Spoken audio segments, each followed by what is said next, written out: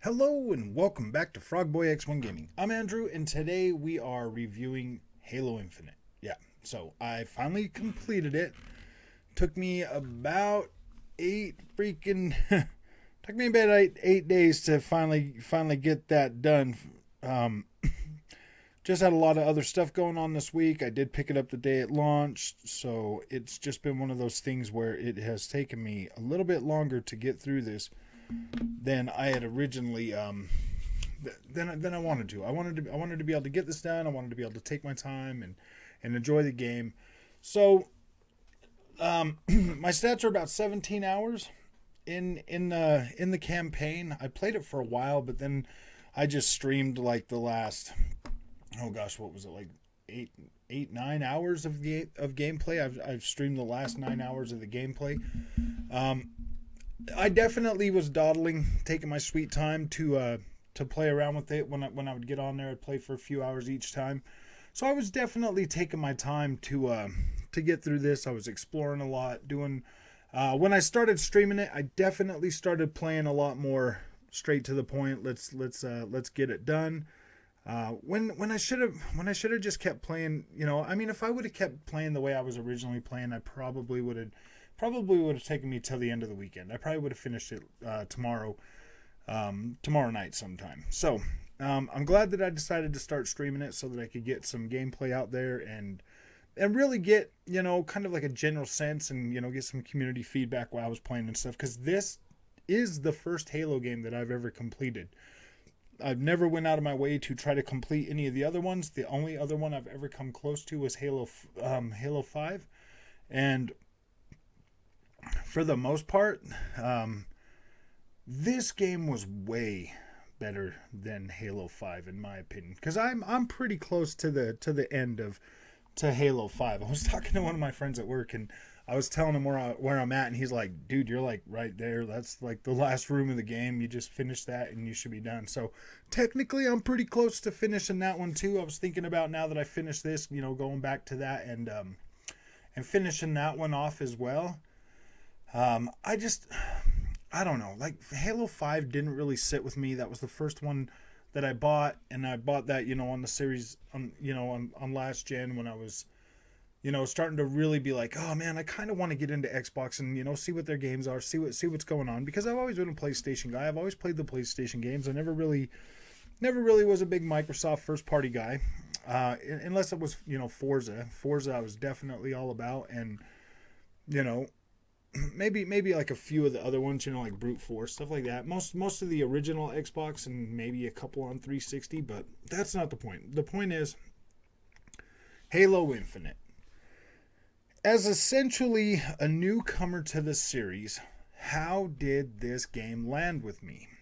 So, first of all, we've got a few things to go over. We've got, weapons and gunplay. We got sound design. We have open world aspect, visuals, and then we have story. So, I mean, there's 4 things that I'm going to touch on. And we're going to start with weapons and gunplay. Weapons and gunplay, because that's like the first thing. You get in there, if that doesn't feel good, then what's the point of even trying to stay engaged in this? So, weapons and gunplay. And you know what, we'll talk about multiplayer at the end of this too, though. Weapons and gunplay. My first taste with that was in the beta, for the multiplayer. I am happy to say that did carry over to the main game, and it feels great. It feels great. Like, it is so engaging, so fun. It literally gives me like that Doom Eternal vibe. I'm just like, wow, this feels good. I love the combat, even though I'm not that great at it sometimes. I mean, man, I have like this mental block about wanting to pick up like the alien weapons and use them. I want to use the marine weapons, the machine guns, and the scout rifle, and all the like the commando rifle and stuff like that. Like, those were right there to me are fun. Like, I like using those, and I like using those, but the alien weapons are really good.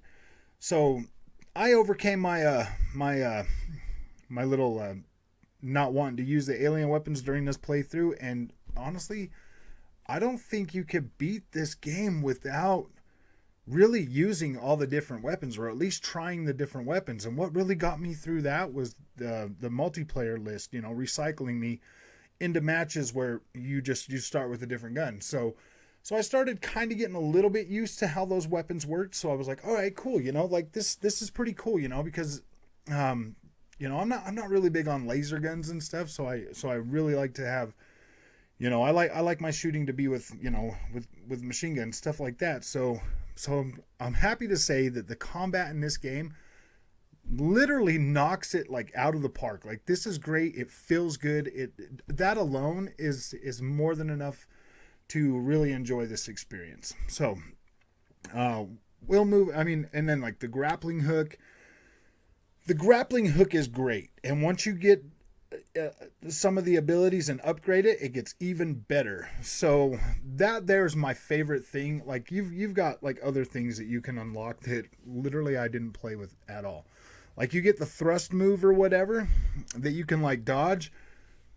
Nope, didn't care about it at all. It just, to me, being able to use the grappling hook to gain close distance or get away from things faster was far more valuable of a tool than the thrust would have ever been. Unless it had like, if they should change that. They should make the thrust, they should have that on a different button that you can use with your grappling hook still, and make that like unlimited. Like, I don't see why that shouldn't be unlimited. Like, it wouldn't, I don't think it would make it too powerful, but it would make the gameplay even that much better. So I hope that's something that maybe in the future, or maybe in the in the expansions or whatever come to this, that gets fixed and that gets addressed, because that would make that combat loop so much funner, so much more. I think it would add more to the dynamic of the combat, and just make it better for the most part. It would literally make that a little bit, or like a lot better, just to be able to have that to really like speed up your momentum a little bit, and give you another tool to use in just another tool to use consecutively, to where you could like really get along. I mean, like, it would definitely probably make you feel like a really bad, like you're a lot stronger. Like, maybe you'd be a little overpowered, but it would be really freaking cool. Maybe it's something, they should think about adding. That would be cool. I would really appreciate it. So, now the next thing we need to talk about is the open world design of this game.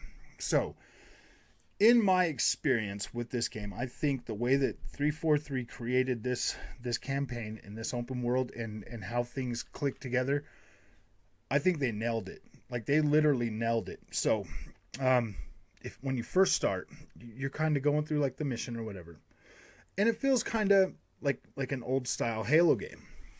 And then you get to the bigger open world, and it's broken up into sections, and you take out each, you'll go and you'll take out each section.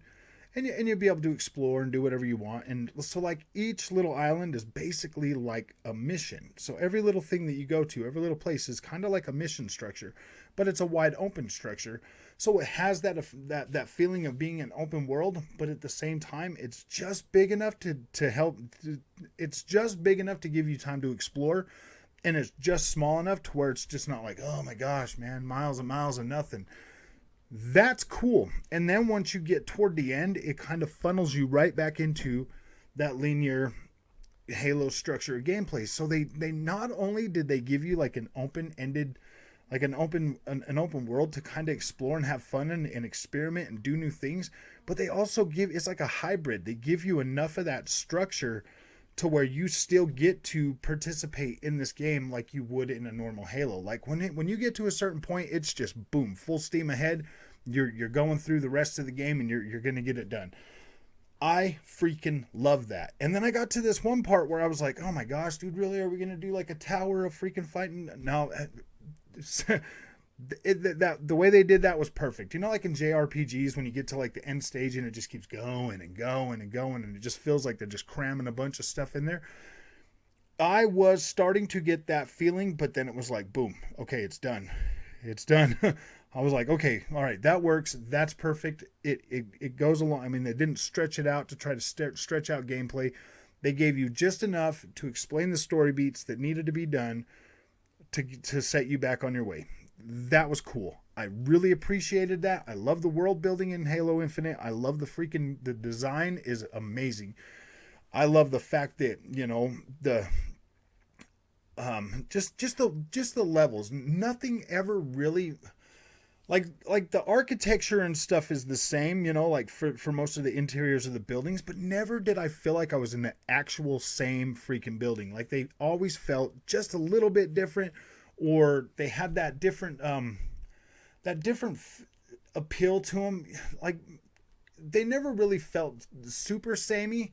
But I mean, yeah, there was obviously rooms that looked the same. There was obviously, stuff that kind of looked the same. Like this was a pretty freaking epic adventure. And I would be hard pressed to be like, oh my gosh, I feel like I was just doing the same thing over and over and over. I never once felt like that. I never once felt like I was going through recycled environments. Like I never felt that way. Every single island that I went to had a distinctive look to it. One would be like really rocky and desolate. Then one would be, a little bit swampy or whatever, in like a certain spot and stuff like that. Then one would have like mountain ranges and lots of, higher elevated stuff, It just always felt a little bit different no matter what part I was on. So that there, I give them props for actually...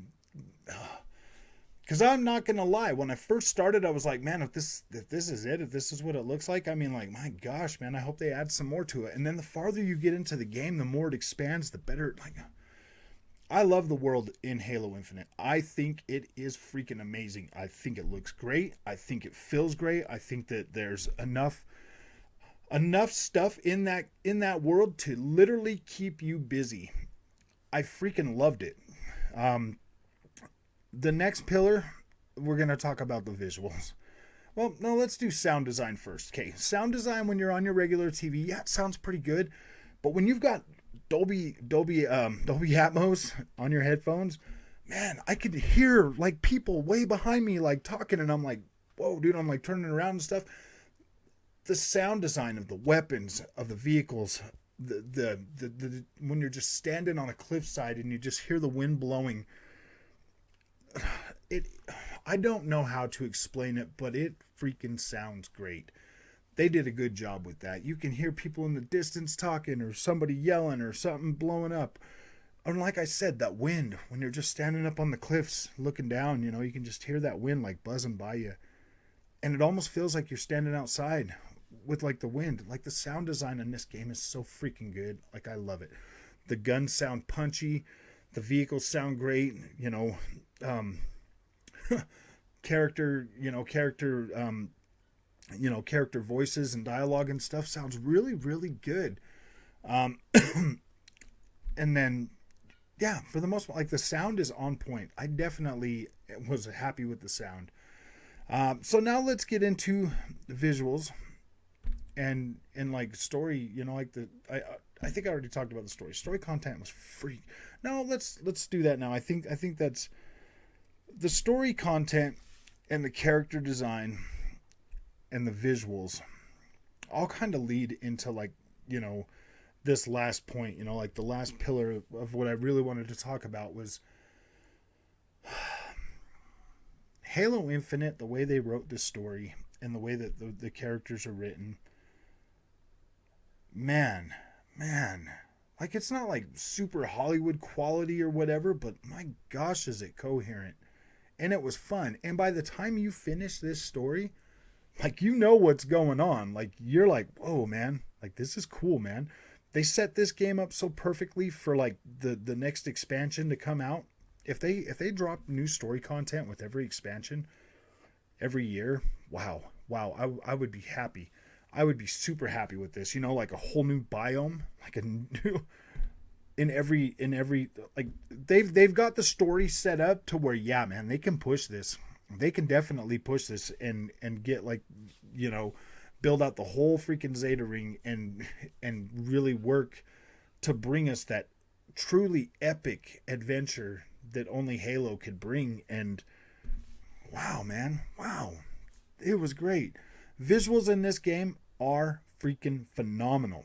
Phenomenal. Like cutscenes, the cutscenes to me, they looked so good. I was like, wow, man, this looks freaking great. For a Halo game in space on an alien planet, like this looks great, man. The AI, the way the AIs look, wow, man. You literally just have to see this at your house on your TV to really appreciate just how good this game looks. So, I mean, that is phenomenal. And then, like, I mean, that's pretty much that. Like the whole campaign, I give a solid 9.5. Solid 9.5.